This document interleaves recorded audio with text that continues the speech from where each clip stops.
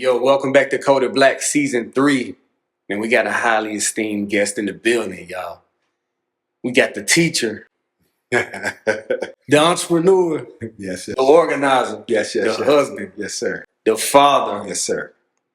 the CEO, Jermail in the All building. good. Man, how you doing, bro? Appreciate you, brother. Appreciate the invite, man. No problem, Appreciate the man. invite, brother. Appreciate you coming to Coded Black, bro. Oh, I wouldn't have any other way, man. All the support that you've given me over the years, I wouldn't have any other way, brother. Yes, sir, man.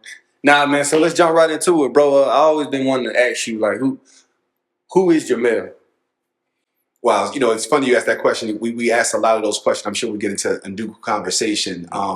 Lately, I've been asking myself that question, and I ask it in a capacity without removing the labels, right? And so it's who is Jermail outside of being a husband, a father, a business owner, the founder of Undugu. And I think when I strip all those labels that society has put on me and I put on myself, I think ultimately I am a motivator. I'm someone who loves to inspire, specifically Black men. And I feel that my duty, my purpose is to assist Black men with discovering their voice. I feel that we live in a space, specifically with this Western society, where our voice just has not been prioritized. And I know we'll get into what I do in terms of some of the nonprofit stuff, but I run a nonprofit called Undugu, and I have the privilege of hearing these brothers speak every week in some capacity. And I'm so mindful of how enriching our stories are. I'm mindful of some of the things that we've gone through, and I just think that we need to do a better job at being courageous enough to open up and talk about those things. Mhm. And I think the world needs to create a soft spot to hear some of the things that we've gone through. So again, if I will to sum up who I am, I believe I'm a motivator. I definitely love to inspire Black men, and my objective is to assist as many Black men as possible to discover their voice, their natural gifts, their natural talents. Couldn't put it any better way, bro. So where are you from? So I was born in Chicago. My family moved when I was 5 years old, 5 or 6 years old. We moved to Springfield, Massachusetts. So that's actually what I call home, Springfield, Mass. Mhm. I say that's where kind of I've grown into who I was. The adolescent years, the most vital years of any person. So I was in Springfield from ages 6 to 17, and then I moved down to Atlanta. It was oddly enough, I've lived in Atlanta longer than I've lived in any other place, but I do call Springfield, Massachusetts home. Nice, nice. That's what's up, bro. Home of the Basketball Hall of Fame. Dr. Dr. Seuss. I didn't even know that, bro. Thought you said Dr. Seuss. Dr. Seuss, Basketball Hall of Fame, Springfield Armory. So Springfield is notorious for a few things, from a global perspective that a lot of people just don't know.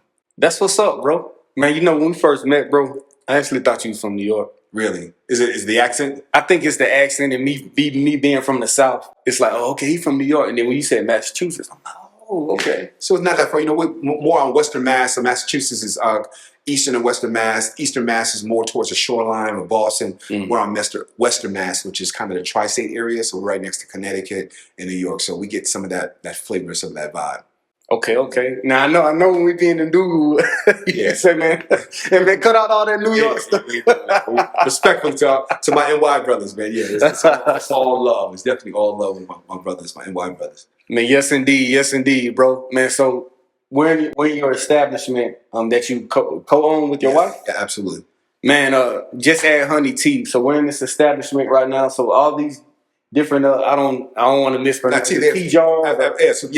Jars of tea. And so we're in the room where we have all of our single origin teas, which kind of give you the difference between a single origin tea and a blended tea. Single origin teas are teas in their purest form. So we've simply had it dried out, set out to dry, and picked it. And you got the full on leaf right now. Wow. Inside of our other room, we have what we call blended tea. So you essentially take a tea like a just black, and you'll add, Georgia peach or peaches or calendula leaves, things like that to kind of create a blend. But these are our single origin teas. Okay, that's what's up, bro. Yeah. Mm-hmm. So how long has Just Add Honey Tea Company been in Atlanta? So we've been in business now for the last 17 years. Okay. We've been at this specific location the last 5 years here on the East Atlanta Beltline here in Atlanta.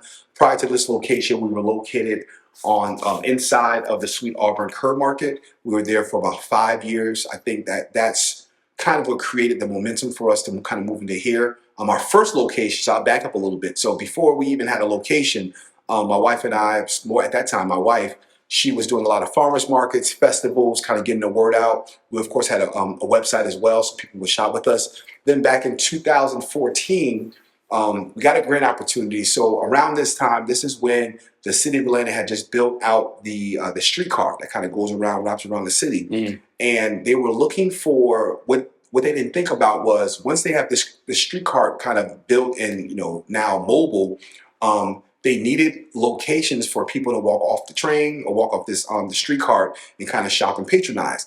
And during this block of the intersections of where they had the train running, there were really no viable businesses. And so the city gave out a grant, I want to say to 16 locations, 16 companies rather, kind of just test out their product to see if it would be a good match for kind of the belt line, the route of the belt line.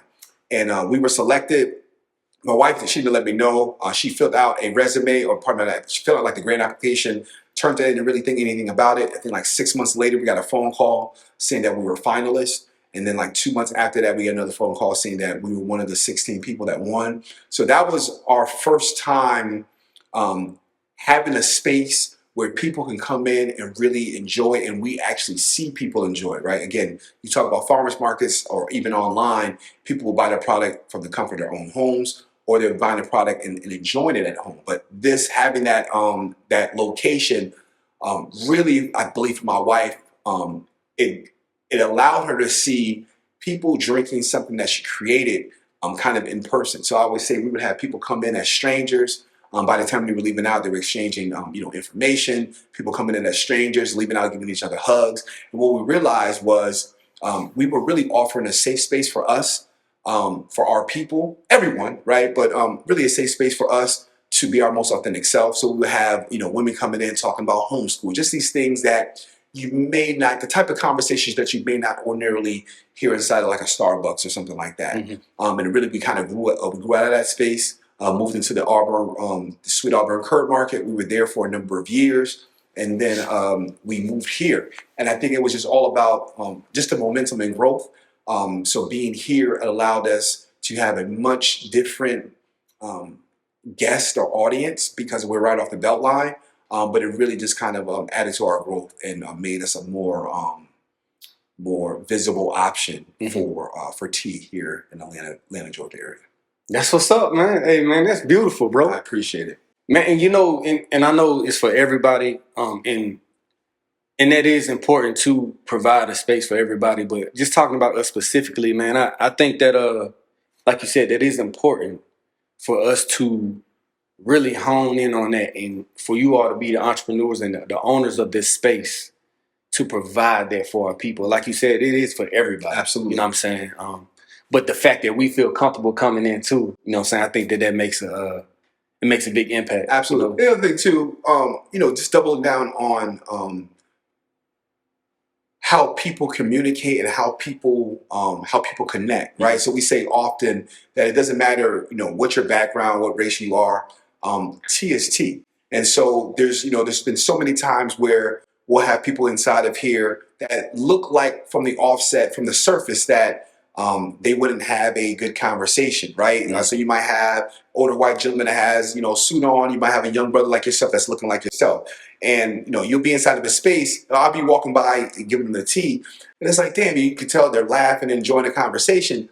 And while we don't know what they're talking about, we do know at the center of that conversation is a cup of tea, right? And so we're all about community.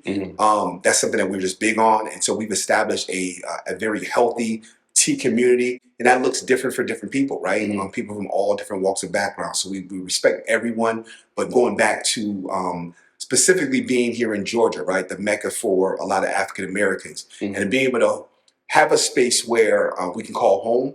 We have a lot of people that call this kind of their third home. So their home being, of course, their first home, their place of work being their second, and this being just a little area where you come inside this space, and for that 20 minutes, you might be intentional with turning off your phone, right?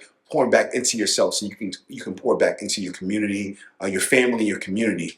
It's something that we hold near and dear. We're very prideful of the community that we've created here in Georgia, not just in Georgia, because we have a lot of customers, throughout the United States, but specifically having people walk in here, right? Seeing kids kind of grow up over the years, and seeing them switch up their tea flavors has all been definitely a beautiful thing to kind of watch unfold. That's what's up, man. That's what's up. So I feel like right now we was talking to the many different hats of Jermail. Yeah. One of them being the CEO. So that leads into my next question, man. I've always wondered, because I watch you from afar, and I truly admire you, bro. I appreciate you know what I'm saying? The way you got all these different endeavors that you have your hand in, but you're able to be present in all those endeavors. And I think that in itself is a talent. So I see, here at Coded Black, we create a space for people to be their authentic selves. And, I just want to kind of just break down the barriers. I kind of see what you be going through, bro. I'm an empath, so I feel your energy. So we're kind of similar in regards of when we have a lot of different things, to do, we kind of section it off and compartmentalize. Correct me if I'm wrong. That's correct, yes. So how do you separate all these different titles that you have? Like, is there like a method that you do that's so funny that you're saying this, because that's been something that I've been intentionally working on removing. I call them these invisible barriers. And so I think when so first, my wife is the founder of Just That Honey, right? She's always had a love for tea. That's just been her thing.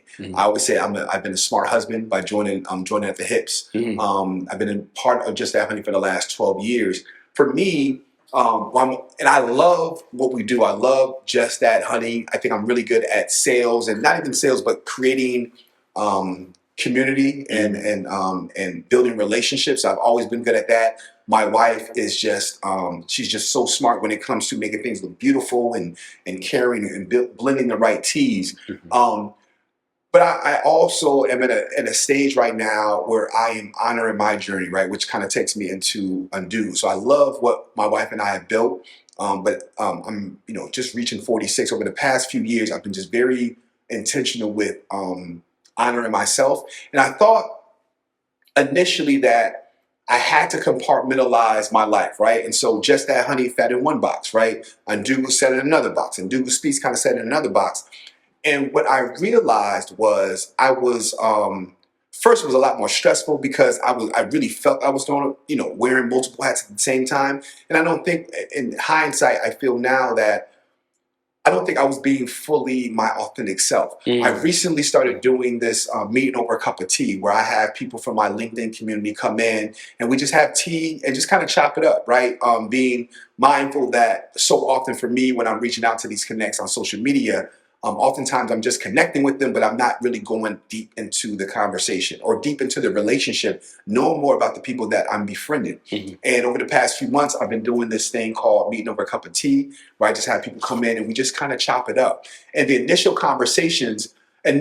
the conversations were really geared towards Just That Honey, because I run our offsite event side, which we do like a number of events literally on a day-to-day basis. We have a mobile tea bar. And so for me, initially, it was a way for me to advertise kind of my business.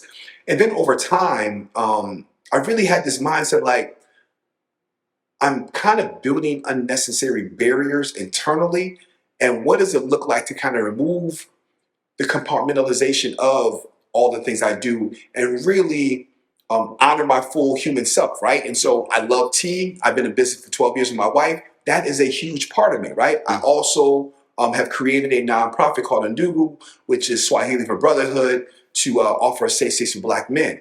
And instead of having these compartmentalized, now I have literally removed these invisible barriers that I kind of box myself in. And now when I'm having these conversations over a cup of tea, I've allowed myself to go in and out of conversations about Undugu Speaks, Just That Honey, and realizing that they really all tie in together, right? They're because it's who I am, right? So me being my most authentic self, all these things kind of tie in. Depending on who I'm talking to, the conversation might be more heavier on Just That Honey. Other conversation might be more heavier towards Undugu, but allow myself the space and the freedom to live my full authentic self with every conversation I have, instead of saying that I can only talk about tea with this executive that works for Google, right? And so just really opening myself up to my whole human self with every conversation I have has led to really just beautiful conversation I'm having over a cup of tea, where we're just diving into everything that I do, which opens up, kind of giving permission for others to do the same thing, open it up about all the things they're doing. So now we're having conversations where they're not talking solely about what they do for a living. They're talking about their pets and their kids and their spouses. And I think it makes for a more fruitful conversation, where we can kind of remove all these things that, these blocks that oftentimes we put ourselves in. So I'm saying to say I have, there was a long period of time I've compartmentalized my life. And over the last month and a half, I've been very intentional with kind of removing those and saying, when you get me, you're going to get all of me instead of just this particular section of me. That makes sense, bro. I think that with everything that you just said, I think that other entrepreneurs and other men out there, as well as women, but specifically speaking on men, I think that can help them with the whole compartmentalization thing, because I think that's, I know we speak from an I perspective. Absolutely.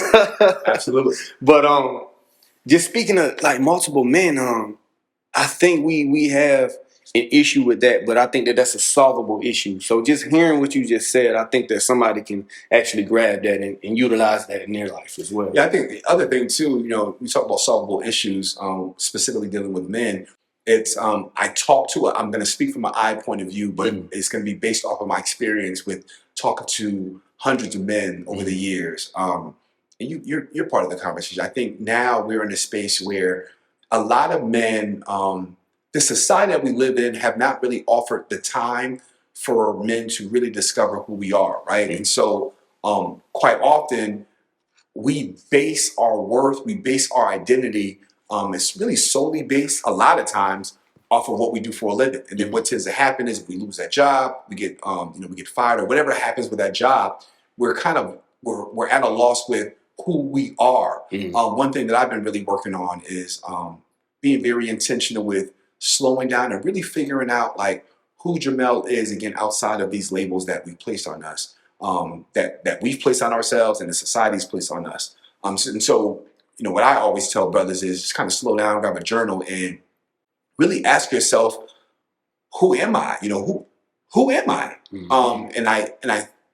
And not to rush that process, right? Ask yourself those questions and really slow down to kind of find or receive the downloads that we're getting if we do slow down and kind of center ourselves with becoming more aligned, and those answers kind of find us, so to speak. I agree, bro. I agree with that. And you know what? Being that you talked about journaling, like I used to hear people say that for years, man. I'm like, I know I used to rap. I used to, so in a sense that was journaling. But when I started, like you said, right now, like getting personal with myself, Absolutely, getting comfortable and intimate with myself, that's a whole other type of level of myself that I've unlocked. And I'm still unlocking, and I'm still getting comfortable with that. So being that you mentioned like journaling, I think that's been instrumental in my life as well. That's cool. That's a beautiful thing, bro. It really is. Man, so bro, I got to jump into Undugu, man. Undugu. So is it called Undugu Brotherhood, Undugu Chop It Up, or is the brand itself just Undugu? So so what we attend, which is the Chop It Up sessions, is Undugu Foundation. That's the legal name for it, which is a 501c nonprofit. So it's Undugu Foundation. Okay. And what we do inside of the Undugu Foundation is we have Undugu Chop It Ups, which is the meetings that we have every first and third Tuesdays from 6 to 9, where brothers come in. We call it kind of group therapy. It allows brothers to, from as young as 17 to as old as 80, to come in and have very transparent, honest conversations. We always try to pick a theme or a topic that's centered around emotional intelligence, which is really big on Black men exploring our emotional intelligence. And so we've had conversations like, Black man, what's your relationship with shame? What's your relationship with your insecurity? So we have these very, what would be normally deemed difficult conversations, but we have it inside of the space where we offer guiding principles to allow brothers to feel safe, right? And so some of those principles are no ego, no judgment. We ask that every man speak from an I perspective, right? So no generalizing. We really want you to kind of share your very unique story, and no labels, which means we don't care if you're a doctor, lawyer, or sanitation worker inside this space. You are just a Black man. We feel that these guiding principles really offers a safe space that Black men need to really explore some of the things that we've been thinking about for years that we've never said. And I'm really just in awe of how these Black men are sharing, man. And these conversations that I would think that nobody would show up. Talk, Black men, what's your relationship with shame? Some of these conversations we're having, 70 plus brothers, show up and really, really talking about some of the things that they're dealing with. And I call it the removing our armor, right? It just takes one man to remove this, and I call it this invisible armor that so many Black men are wearing every single day when we wake up and we walk out the house, because we feel that there's so many arrows being pointed at us. Some Black men, depending on their household environment, they can never take off this armor, right? But what I know is just seeing so many Black men having these conversations. If one Black man is courageous enough, brave enough to remove their armor, it allows for others to, it essentially gives permission for others to do the same. One of the things that I've learned to love, which I didn't even recognize or realize initially with Undugu, is there are so many men inside the space, and because of the amount of men, everyone just doesn't have the opportunity to talk, right? And because I'm a communicator, I used to always think initially that in order to get value out of that space, you have to talk. And what I didn't realize is the amount of men who give me a call, send me a text message the day after, like, bruh, dude that had on that black hoodie, when he started talking about his mom, like I felt it in my soul. And so what I realized in that space is you don't have to be the one that's communicating to get splashed, right? If you're inside of a space where Black men are openly sharing what they're going through from a real authentic point of view, you can't help but to feel what this guy is going through, and something's gonna resonate with you, right? And and even watching young brothers or new brothers that come inside the space, and how the evolution of them being inside the space, right? So most of the times, most men are invited by someone else, and so they come in, and it almost works like clockwork. Brothers initially start off like this, brothers for the first time, like, was talking about, right, and it moves, right, conversation gets going. It moves from that to like, brothers kind of like feel more relaxed, and then I start seeing brothers kind of moving their leg. Before you know it, brothers are raising their hand like, man, I need to offer something to this well. And so we call it the well, right? The well is where you can come in and you can dump off water inside this well for the next brother, or you might need your cup filled up, right? And so you kind of come inside this well and get your cup filled up so you can go on. But it's a well of give and take, and it's give and take of the conversation. It's the give and take of our experiences being here in a society that really initially never really wanted us here, outside of being free labor, right? And so I think it's just a really important space. I'm just again in awe of how many men show up. Really in awe of you, bro. I share your name and your story so often, and how you was looking at it from afar through social media, and I was seeing you message us every periodically. Hey, what's going on? It looks pretty cool. I might show up. And that took a few months for you to show up and to be a part of the group. And once you started being a part of the group, like, you started really investing in the group, right, with your time and your energy and your effort. And I just think it for me, you are an example of, it's all about just getting the message out there. And when that person is ready, they'll be ready, right? And there's no timeline, there's no time frame. We like to meet people where they are within their own personal journey. And if it's something that they feel is of value, they can receive value of it. Typically, these brothers show back up. One thing that I am I want to be a little bit more intentional working on this year is creating almost an accountability group where we have a few brothers that are volunteers and just kind of call 5 or 6 brothers a week just to check on these brothers. There's been a few times when I've reached out to a brother, kind of just he was on my heart, and because he hadn't shown up in really 2 or 3 months, when I called this brother, he's like, "Man, it's crazy that you're calling me because I've been dealing with these things for the last week or the last few months," and it's like, damn, I need to do. I feel I need to do a better job at keeping these conversations going, realizing that our what we tend to do, our behavior, right, our normal patterns is when things get rough or we're going through something, we normally isolate ourselves, right? And so even though we have men that know about this space and they know when they walk in and when they walk out, they're going to feel better about themselves. Even realizing that even the brothers that know that will still get in this space where it's like, damn, I don't want to show up, like, this unworthy feeling that sometimes we feel. So offering almost like a committee or a group where brothers are being reached out to. If you have been showing up in the last few weeks, then somebody's going to just do a wellness check. Just check on a brother, right? I think that would lend itself to creating more of a brotherhood and really keeping these brothers tapped in, leaning in instead of this thing that we normally do as black men where we kind of isolate ourselves. We all know that when we isolate ourselves, that's when our minds start playing tricks on us, start telling us, things that it's not really true, and even separating our thoughts from who we are. That's a whole nother conversation. But I am. I'm sorry, I kind of went off on a tangent. Nah, man, you good, bro. That's what Code Black is about. Let people express themselves. I appreciate that. I appreciate that. Yeah. So just being more intentional moving forward with how do we keep as many men leaned in, right? Tapping into the conversations. And not just the conversations, right? We're starting to do more things like whitewater rafting and hiking and things like that, where we want to speak to or take care of the whole human, right? Recognizing that, it's cool to have these safe conversations, but sometimes brothers want to have fun as well, right? So just really trying to adhere to all things needed. I think our brother Mario coined the phrase, we want to be the Red Cross for black men, right? And whatever black men need, we have someone within inside of our space that can offer those things. That's really kind of how, we'll talk about this later, I'm sure, Undugu Speaks kind of came to be.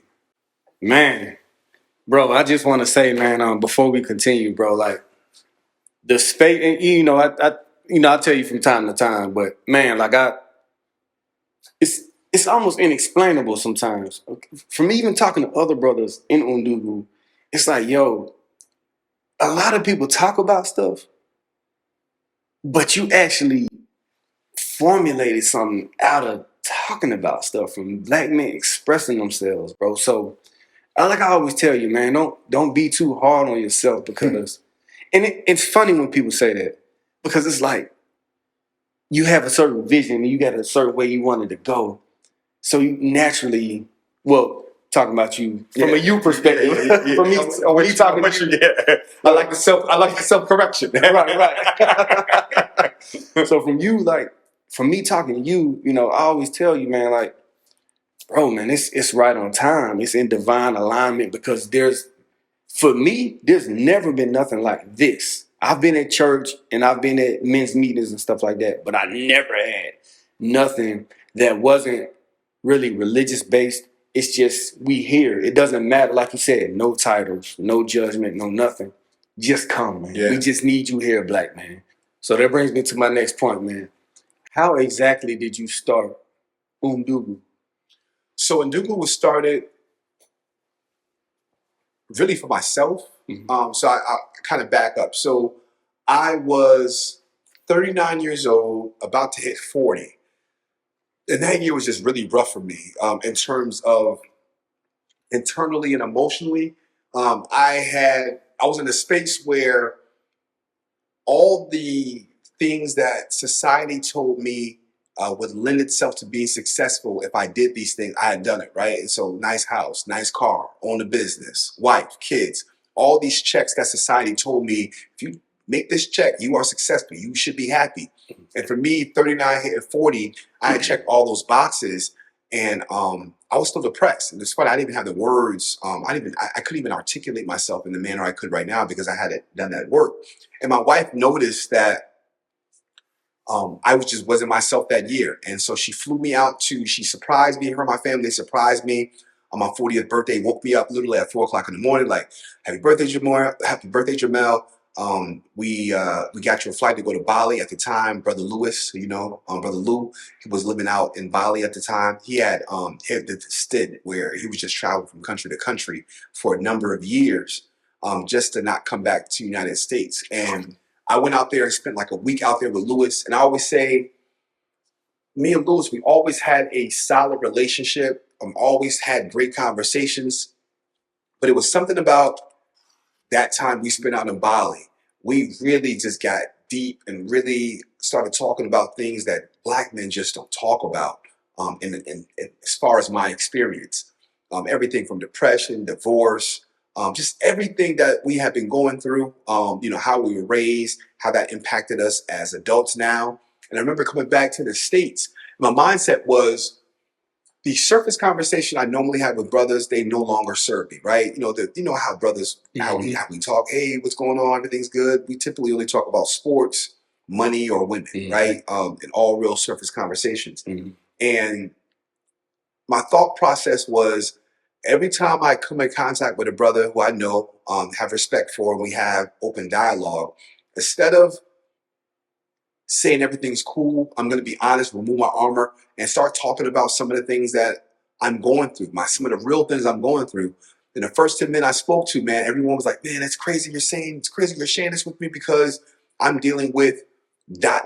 whatever ... they were dealing with at the time. And I knew then, and these are, like, to be clear, these are men, right? These are men that are successful in their own right. These ain't no scrubs, brothers that are just doing nothing with their lives. These are very successful, well-to-do brothers. And after hearing this pattern, I was like, man, like, brothers are really struggling. No one's talking to one another, but we're all going through the same things. And so before Undugu even had a name, I had a conversation. It was November 29th of 2018. We met at the gathering spot here in Atlanta. Had about 25 brothers show up, and we just had this powerful dialogue. We had what we now know as Undugu. And the next morning, I got like 2 or 3 phone calls from brothers like, man, that was one of the most powerful conversations I ever had in my life. I was able to go home and share some things with my wife that I wouldn't have normally shared. And that was kind of like the first thing, like, oh, wow, damn, like, this kind of work. Like, brothers they really enjoy kind of sharing. Maybe 6 months down the road, Brother Lewis ended up coming back to the United States, living in California. And we had another brother named Maurice who was another founder who was kind of going through his thing. He had just lost his father. And we kind of formed this thing called Undugu, right? Got a legalized 501c3 nonprofit.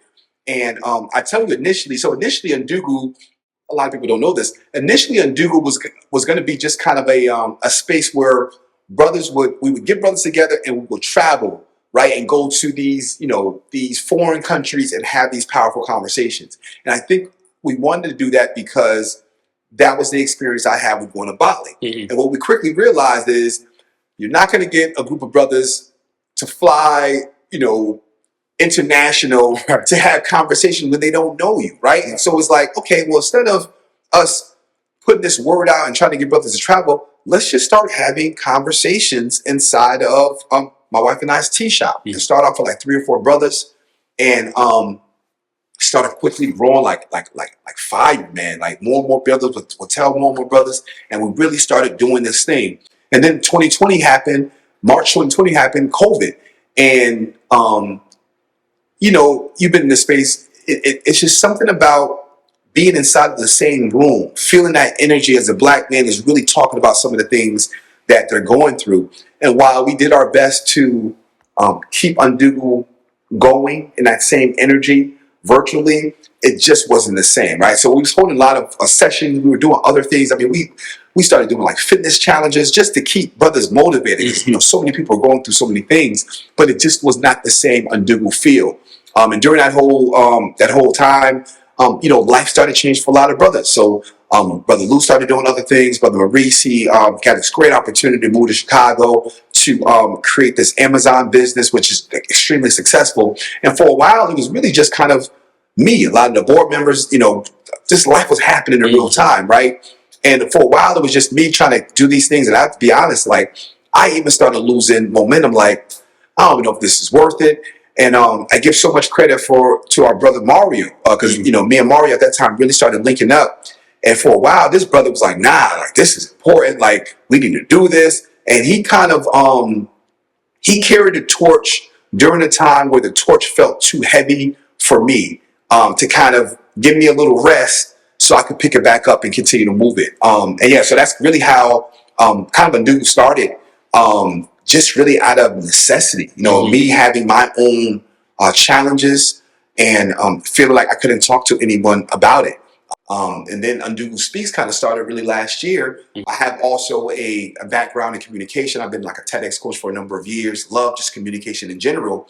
But I would see this pattern inside the room where when brothers are offered, the cane as brothers are speaking, it would take some brothers like 2 to 3 minutes to kind of get out what they're trying to say, right? And so they were fumbling over our words. They're kind of fragmented sentences.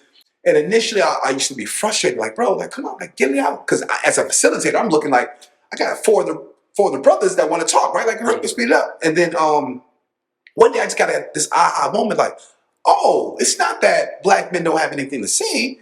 We're not used to talking. Like, I'm actually privileged because I communicate so often, but that's not the average. The average black man, we just kind of isolate ourselves, and we just don't really verbalize what we're going through. And so with my background and experience in communication, I was like, well, I can create a curriculum that kind of assists black men in really ironing out their thoughts, writing down their thoughts, and really creating speeches centered around emotional intelligence, where it's almost a 2-component thing, right? Not only are we learning more about emotional intelligence through vulnerability, transparency, wonder, empathy, belonging, all these words that have been kind of foreign to black men.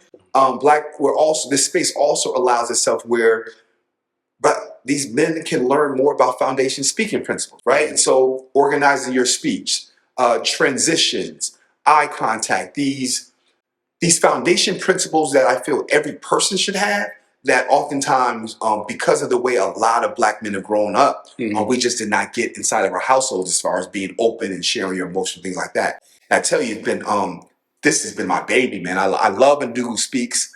I love seeing the progress. Again, I'll speak to you. I love seeing your progress from, remember, like, one of your first two speeches, like, you had your notes up, right? And you could tell that you were a little nervous, like, heard a little jittering of the notes, right? But now, commotion, you can stand up and you can lead any role, right? And you can do this now with a little bit more confidence. I can see your shoulders a little bit more broader, your chin, like, this program is assisting men become better communicators. And we've done a hell of a job over the last year of creating this. It's been definitely a community effort. You have stepped up so many times and just asked, how can you be of service? And now we just finally have the manuals, right? And so I now know that it's going to even propel even further. But it's just something that I'm really passionate about. I feel that when a black man kind of when a black man discovers his voice and he learns to kind of speak for himself, and he gets the confidence in himself, it's life-changing, man. Like, it's life-changing. So seeing brothers like you, seeing brothers like Rick, seeing brothers that are consistently showing up where, from a visual standpoint, where looking at brothers like, man, this brother's showing up like every other week. Like, he would not be someone that I would think, right? Which is, I guess our own stereotype, right? But to see these brothers consistently showing up, and not only showing up, but willing to share their stories, willing to go, really talk about what we're going through, man. I think it's the world ain't ready, man, for what's about to come. The world's not ready for what's about to happen, man. And I'm really just proud of the patience y'all have shown with me as we've gotten this thing together. And even realize for myself, right, having grace for myself, knowing that it's only been a year, right? So long I was Thank y'all. Appreciate y'all patience. But when I looked at it, it's like, man, this took, we started the first Undugu Speak session was November of 2023. We're just now in December 2024. We have a whole on curriculum. We've had a lot of men coming through the program. And so we're really just getting started with this thing that I think is going to be extremely impactful for a lot of different industries. Because here's what I know. It does not matter what you do for a living, how much money you make. We all have things that we need to get off our chest. And a lot of us have not had the fertile soil that's needed for us to start talking about these things. And I can tell, again, it don't matter if you're janitor or, or physician. We all need this space to kind of really talk about some of the things that have impacted us. A lot of the things that happened to us when we were kids that we're still reliving. I think it's just really important for Black men to discover wholeheartedly their voice and be courageous enough to kind of share their experience. It's really a beautiful thing, man.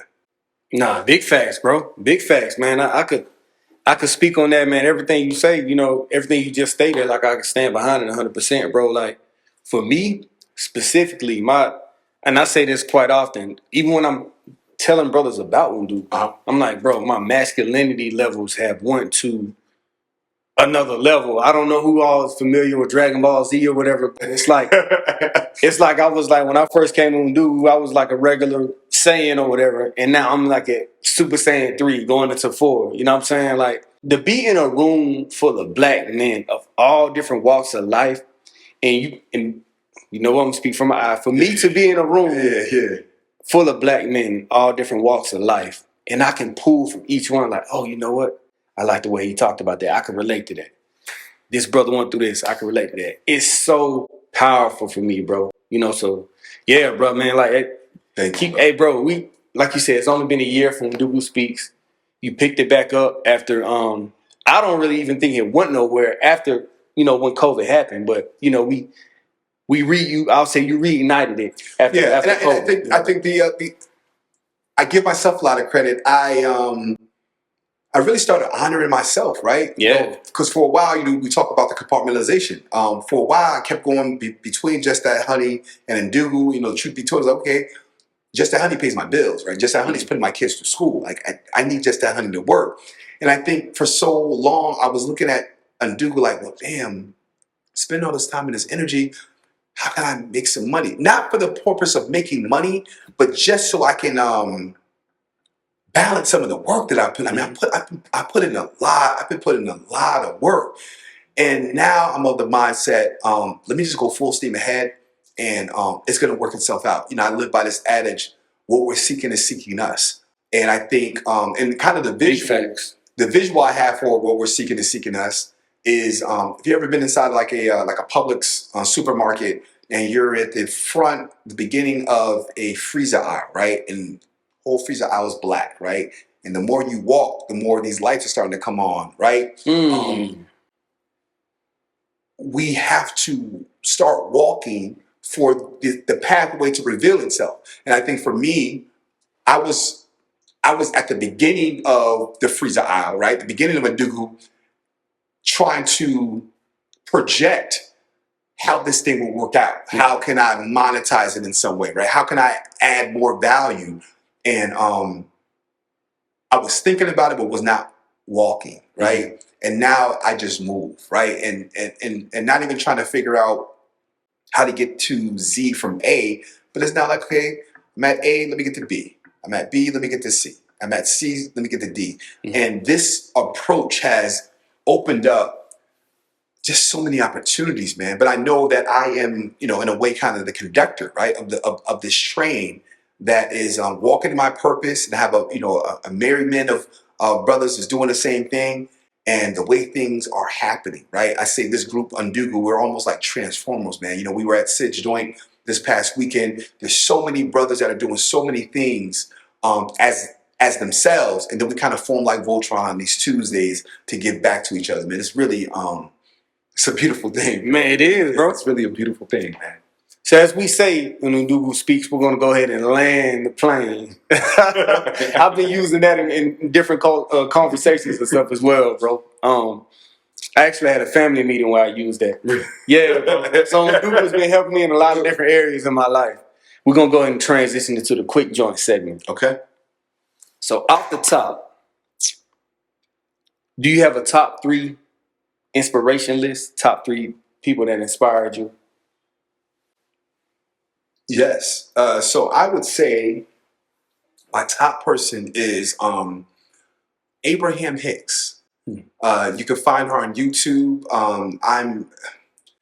She's deep. She talks about alignment, right, and kind of following your purpose, but it's all talking about alignment, right? Finding the internal you, right? Being mindful, recognizing that these shells that we're in are just shells, but beneath the shells are really spirits, and it's up to us to kind of find the alignment between um, us and our higher self. I don't know. I hope that's not going to really ahead. But Abraham Hicks. So I would say Abraham Hicks. She's really changed my life, honestly. I would say Abraham Hicks first. Um,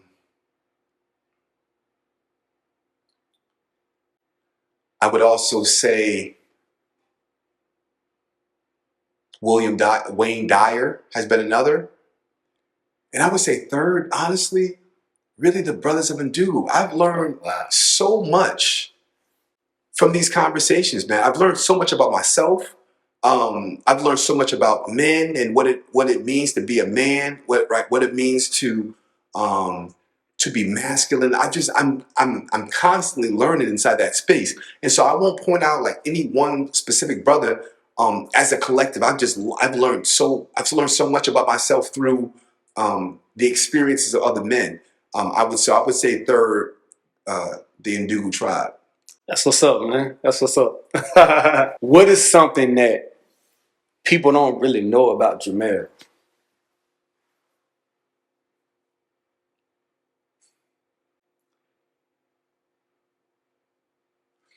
One thing that people don't know about Jermail is I really like being by myself. I think I give this persona of, which is part, right? It's I think it's the layers, right? So part of me, I love to be in the midst, being facilitators and making sure everything's good. Um, but I also just love being on my couch on a Sunday with my fireplace lit and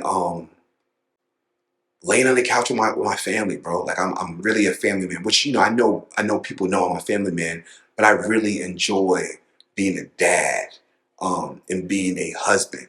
These are things that um, really fill my cup up. I love to see my kids grow. I love to see the conversations that I'm having with my kids just grow and evolve as they get older. They start looking at the world from their now own perspective. Um, I absolutely love being a father and being a family man. Yeah. Man, that's beautiful, bro. Hey, man, real talk, man. It's beautiful to hear a black man say that, man. Real talk, man. So shout out. So before we finish, shout out to your queen. Indeed. Shout out to your queen Brandy, right? Absolutely. Shout out to Just Add Honey Tea. Shout out to Undugu Speaks and Undugu Chop It Up and Undugu Foundation. Period. Shout out to you. Thank you, brother. And I don't know if I mentioned your children, but shout out to your seeds. Absolutely. Thank you, brother. No, I'm saying no problem, bro. Man, last thing, bro. Where can people find you? Just Add Honey, Undugu Speaks. Thank you so much. So you can find me on, all social platforms. Jermail Shelton, very simple. Just That Honey. You can find us on all social media platforms as well. Just That Honey. If you're in Atlanta, I would love for you to stop by our tea house on the Beltline, 684 John Wesley Dobbs. We sit just a block away from Krog Street if you're on the Beltline. For Undugu, you can find us on social media networks or social media platforms under Undugu Brotherhood. We also meet every first and third Tuesdays, currently at the Bookstore Gallery at 461 Nelson Street. That is Undugu Chop It Up. We have our Undugu Speaks conversations, which is the space where brothers can really curate their conversation and curate their speech. We meet every second and fourth Tuesdays, currently at Auburn Research Library. Both of those locations may change as we get more men in, and we really just essentially need more space. But currently, that's where they can find us. But if you were to like us or follow us on social media, Undugu Brotherhood, Just Add Honey, and Jermail Shelton, literally spelled out JermailShelton. And we got this right here, y'all, on the video at the bottom right here. Indeed. Man, it's been beautiful, man. I appreciate you sitting down with Coded Black. My pleasure, man. I love what you all are doing, brother. Keep doing the work, brother. Keep doing the work, man. Appreciate that, man. And you already know the goal is to educate, inspire, enlighten. And always remember, winners make adjustments. Coded Black checking out. Peace. Where did you hear that? Where you hear that? Where did you hear that? Where did you hear that? Where you hear that? Where did you hear that? Where did you hear that? Where you hear that? Where did you hear that? Where did you hear that?